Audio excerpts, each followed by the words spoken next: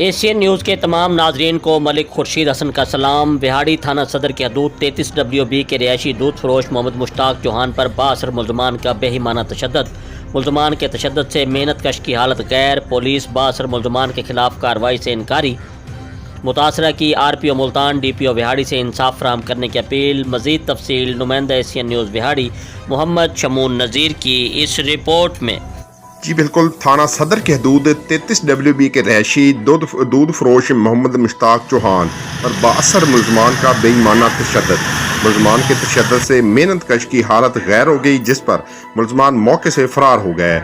मुलजमान में अकरम, मंजूर, मुमताज़ व दीगर ने दिन दिहाड़े मुसल्लह होकर गरीब मेहनत कश को बेईमाना तशद्दुद का निशाना बनाया। बासर मुलजमान की तशद्दुद से मेहनत कश की हालत गैर हुई, जिसको हस्पताल मुंतकिल किया गया।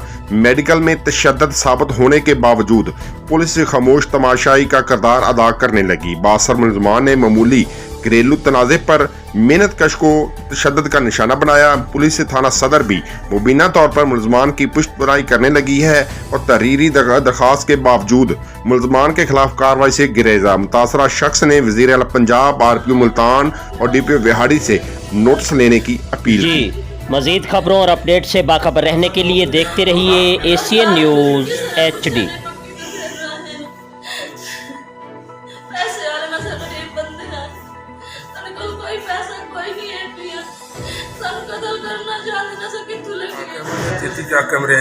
चौहान ज़ात है जनाब कि मैं कल सुबह वक्त 7 बजे घरों निकला जनाब के दुध लैन वास्ते।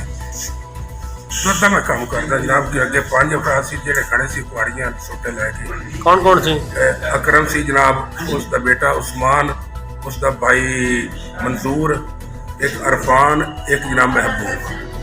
वो जनाब कि मेरे से मुसल्ला हो गए। उन्होंने कहा जी साढ़े भाई को तू फड़ाया है, तू किस तरह टुर सकता, असं तेन नहीं टुरन देना। जनाब को उन्होंने कुआड़ियां सोटिया के वार खिंचे मिलते।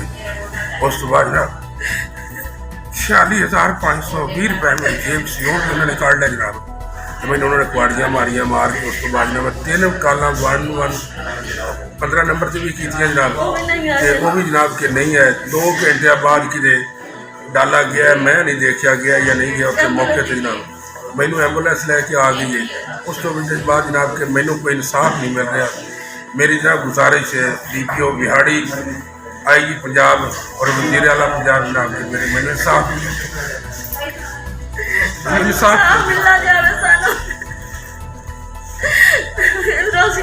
कैसे